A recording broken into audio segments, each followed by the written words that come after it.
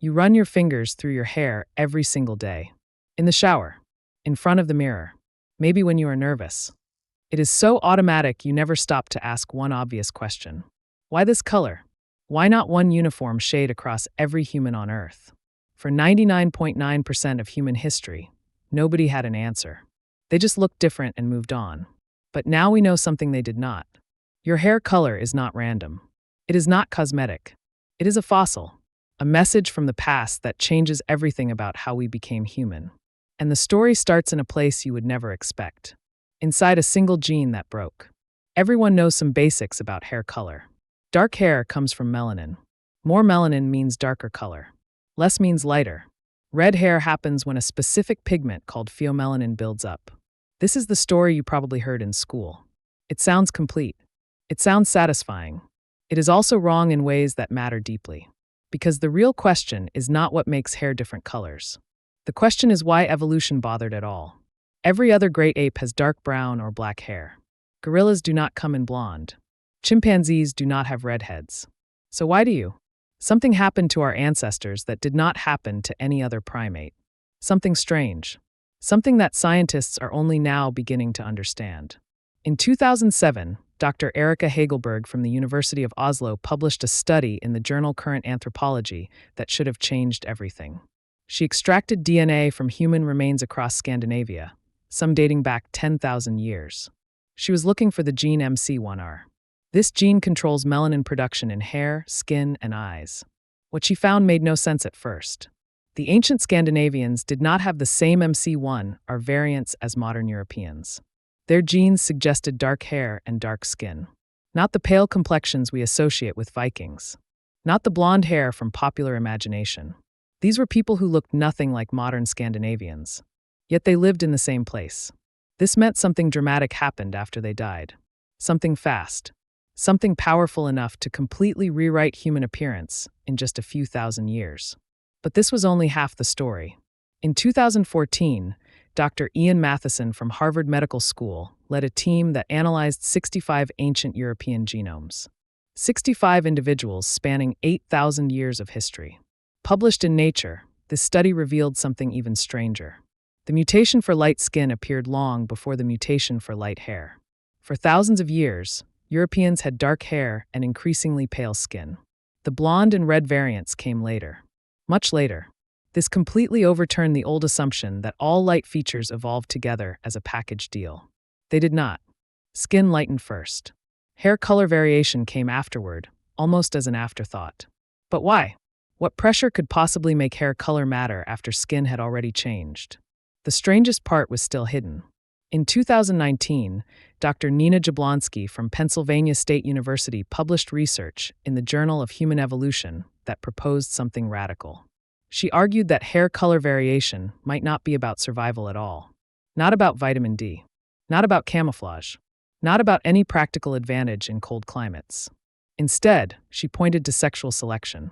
The same force that gives peacocks their tails and songbirds their voices. In small, isolated human populations, unusual hair colors became rare markers. Markers that said, I am different. I am here. Notice me. In a world before mirrors, before photographs, before you could see your own face clearly in anything but water, hair color was visible at a distance. It was a signal, and signals matter enormously when humans choose mates. But the most surprising discovery came later. In 2022, a team led by Dr. Michael Danman at the University of Vienna analyzed Neanderthal DNA with unprecedented precision. Neanderthals had their own MC1R variants. They carried mutations that produced red hair and pale skin. But here is the critical part. Their mutations were different from ours. Completely different genetic changes leading to similar visual results. This is called convergent evolution. Like wings on birds and wings on bats. Similar outcomes, different paths. What this means is stunning. Red hair evolved twice independently in human history. Once in Neanderthals. Once in modern humans. Nature found the same solution twice because something about red hair was genuinely useful. Or genuinely attractive. Or both. But what? You thought sunlight and vitamin D were the reasons for hair color variation. Everyone does. The story is everywhere. Less sun means lighter features. More sun means darker features. Simple geography. But the real reason was something else entirely. Something that had nothing to do with climate at all. The genetic evidence is now overwhelming. Hair color variation exploded during periods of rapid human migration and population fragmentation. When small groups became isolated, genetic drift took over. Random changes accumulated. And in those isolated pockets, sexual selection amplified whatever was rare. Blonde hair in one valley, red hair in another, each becoming a local marker of identity, of availability, of difference in a sea of similarity. The climate did not create this diversity. Human social behavior did. Your ancestors chose each other partly based on hair color.